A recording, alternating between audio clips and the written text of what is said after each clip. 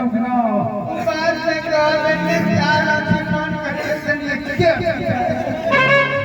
हे कदी गाजी मानी तोहर घर वाली भेटलो कि ना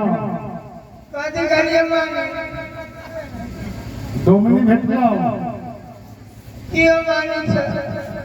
हमार डोमिन मानी मिल गए ताखुनिया मानी हने मुहरे ओ मानी मानी ओ गिरा बेगा मानी के गिरा चाहिए खाना के गिरा चाहिए बाबू पिनाई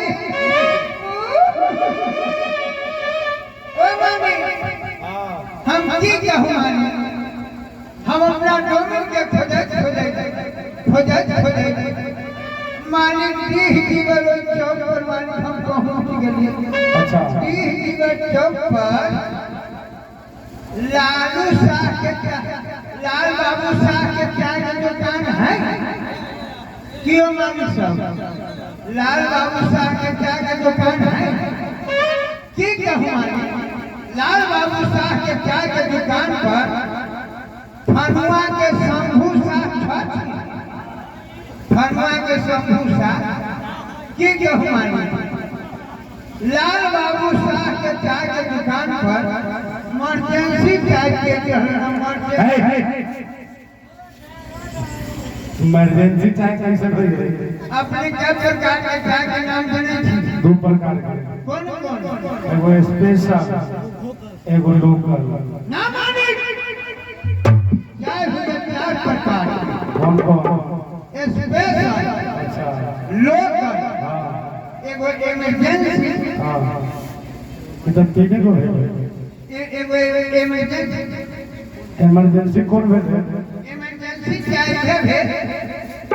जे के स्पेशल बनवा के दिया के अच्छा गाड़ी पहुंच गई लोग के पर चल इमरजेंसी चाय वाली बहुत सस्ता कै रुपया पहले वाला 4 आने का अच्छा जहिया से चरानी न चलो रही से 8 आने का अच्छा अब 98 जगह से चला 100 से 1 रुपया वो भर का है दो जीवन के देव बाबू भैया सब हथिन हां सब ये स्पेशल और लोकल चाय पी करके अच्छा पेनी में जो जनता छोड़ दे छथिन अच्छा वही के लाल बाबू शाह कर्मा करके अखनुआ वाला शंभू शाह के पिया के हां फिर ठीक है हमारे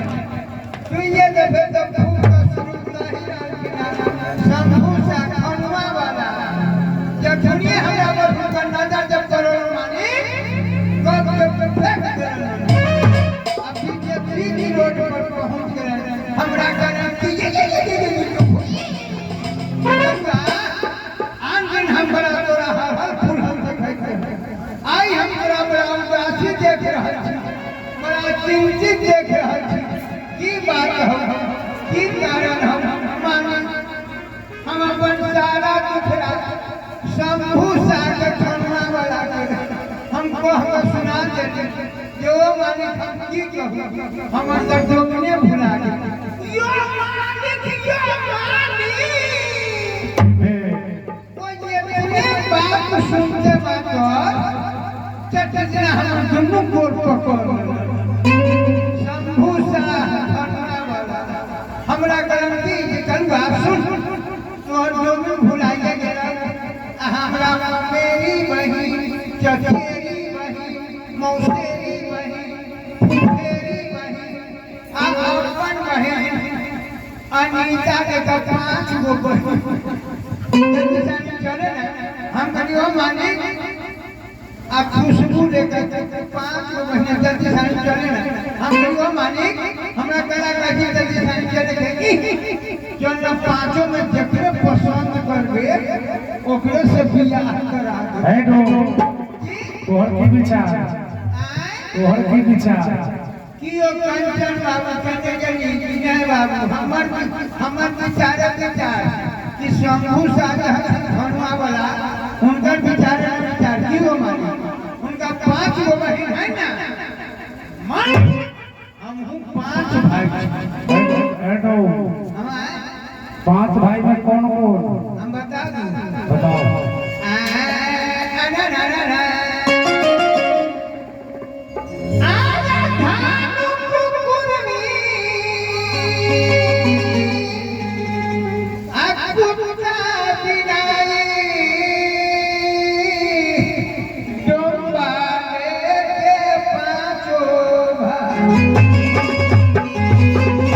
बैठो।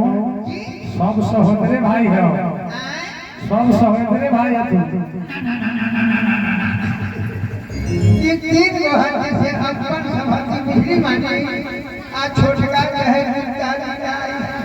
उदती आदि सब के है हो मानी तोहर की विचार। हो मानी हाँ तो छोटका कहे कुत्ता दिलाई ओहे कुआ कुमारो है। अच्छा। खंडवा वाला ने शंभू साहब वो अपना अनीता बहन के कुत्ता से पर मीठी